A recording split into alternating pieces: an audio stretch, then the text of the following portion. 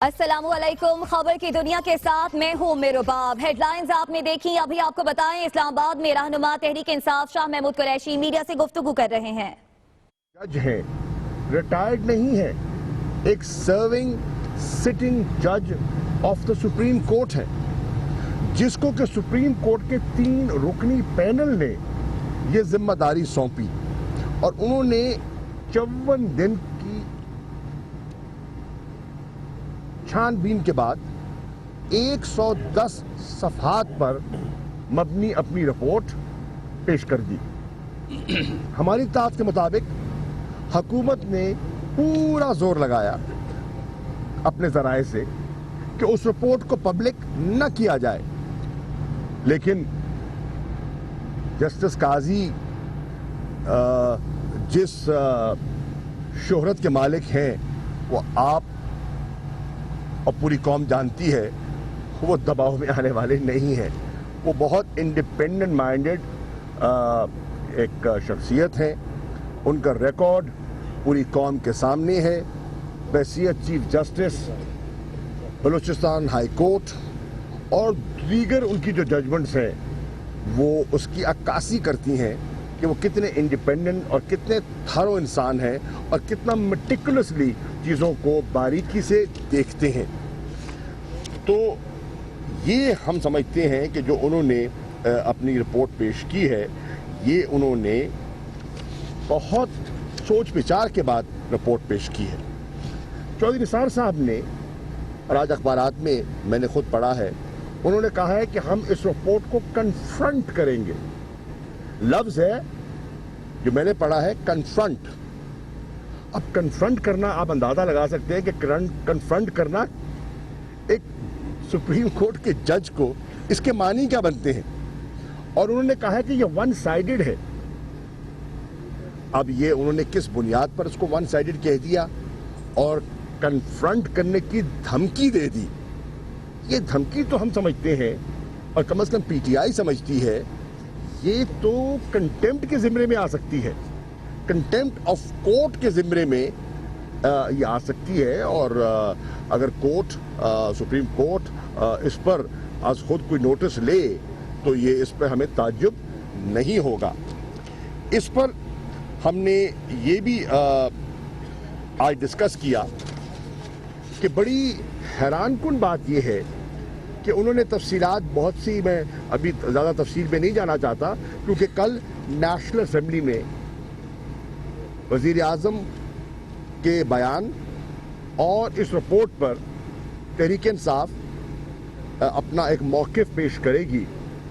میں اس کی تفصیلات کل ہی پیش کروں گا۔ آج میں اتنا کہنا چاہوں گا کہ انہوں نے ایک اور بات کی جو کہ قابل غور ہے، اور انہوں نے ڈینائی کیا کہ جناب لدھیانوی صاحب کو انہوں نے دعوت دی یا ان سے ملاقات کی، لیکن یہ بھی ایکسیپٹ کر لیا اسی جملے میں کہ ہاں وہ جو دفاع پاکستان کونسل کا وفد آیا تھا اس میں وہ بھی تشریف فرما تھے اور ان سے نشست ہوئی۔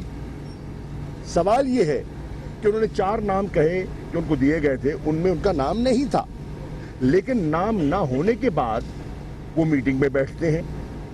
سوال ہے کہ ان کو میٹنگ میں بیٹھنے کی اجازت کس نے دی؟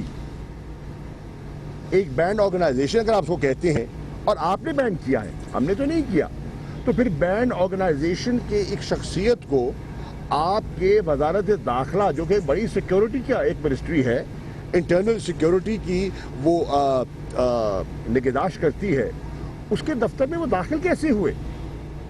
پھر ایک اور تضاد جو سامنے آیا، اور ہم تحریک انصاف اس کو بھی ٹیک اپ کرنا چاہے گی، کہ آپ نے دیکھا کہ انہی دنوں میں ایک یہاں اجتماع ہوا شہداء فاؤنڈیشن کے سرپرستی میں، اور مختلف قائدین وہاں آئے اور انہوں نے خطاب کیا۔ اس پہ انہوں نے کہا کہ ہم نے تو ان کو اجازت نہیں دی تھی۔ پھر سوال یہ اٹھتا ہے، اور تحریک انصاف کے سوال کرنے میں حق بجانب ہے، ہزاروں لوگ اسلام آباد میں داخل ہوتے ہیں، ایک اجتماع ہوتا ہے، اس سے مخاطب ہوتے ہیں، اور آپ کہتے ہیں کہ اجازت بھی نہیں دی. دفعہ بالکل صحیح فرما رہے ہیں آپ, اور دفعہ 144 کا نفاذ بھی ہے, لاگو ہے. اس کے برعکس جب E11 کی ایک مارکی میں تحریک انصاف کا ایک یوتھ کنونشن ہو رہا ہوتا ہے جس پہ مجھے بلایا جاتا ہے صدارت کے لیے, اور میں وہاں جاتا ہوں تو وہاں تحریک انصاف کے کارکنوں کی پٹائی ہو رہی ہوتی ہے, خواتین کو گھسیٹا جا رہا ہوتا ہے اور گرفتاریاں ہو رہی ہوتی ہیں. اور جب ہم کنفرنٹ کرتے ہیں وہاں کے ایس پی کو اور اے سی کو, بھئی آپ کیوں کر رہے ہیں, ہم چار دیواری کے اندر کر رہے ہیں, ہم نے تو ہال بک کرایا ہوا ہے, تو جواب ملتا ہے. اور پھر اسد عمر ہمارے ایم این اے جب ڈی سی اسلام آباد سے رابطہ کرتے ہیں تو ڈی سی اسلام آباد فرماتے ہیں آپ نے اجازت نہیں لی. اگر تحریک انصاف نے اجازت نہ لی ہو تو لاٹھی, گرفتاری, تضحیک, دھکے, اور اگر کوئی اور ہزاروں کی تعداد میں جمع ہو جائے اور اس کے پاس اجازت نہ ہو تو اس پہ کوئی ایکشن نہیں. کیا یہ کھلا تضاد نہیں ہے؟ کیا یہ ایک امتیازی سلوک نہیں ہے؟ تو اس پر بھی ہم ان سے پوچھنا چاہیں گے کہ بھائی ہمیں ذرا گائیڈ کیجیے. اگلا نقطہ جو بہت اہم ہے, اور یہ اس لیے اہم ہے کیونکہ اس رپورٹ میں نیشنل ایکشن پلان کا تذکرہ ہوا. قاضی رپورٹ میں دہشت گردی کے 2 بڑے سنگین واقعات جو بلوچستان میں رونما ہوئے, کوئٹہ میں, ان کی تحقیق کے لیے یہ کمیشن مرتب کیا گیا. ان 2 واقعات کو سامنے رکھتے ہوئے اور ملک میں جو دہشت گردی ہے بالخصوص بلوچستان میں جو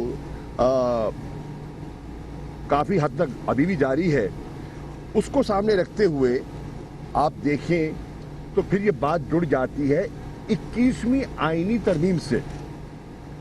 تحریک انصاف آج حکومت سے یہ سوال کر رہی ہے کہ 7 جنوری کو 21ویں آئینی ترمیم جو اتفاق رائے سے غیر معمولی حالات میں ایک غیر معمولی چیلنج کا مقابلہ کرنے کے لیے جو اسمبلی نے, پارلیمنٹ نے, سینٹ نے, قومی اسمبلی نے متفقہ طور پر پاس کی, جس کے ذریعے ملٹری کورٹس مرتب کیے گئے اور انہوں نے اپنا کام کیا, وہ 7 جنوری کو میعاد ختم ہو رہی ہے اس سن سیٹ کلوز کی وجہ سے.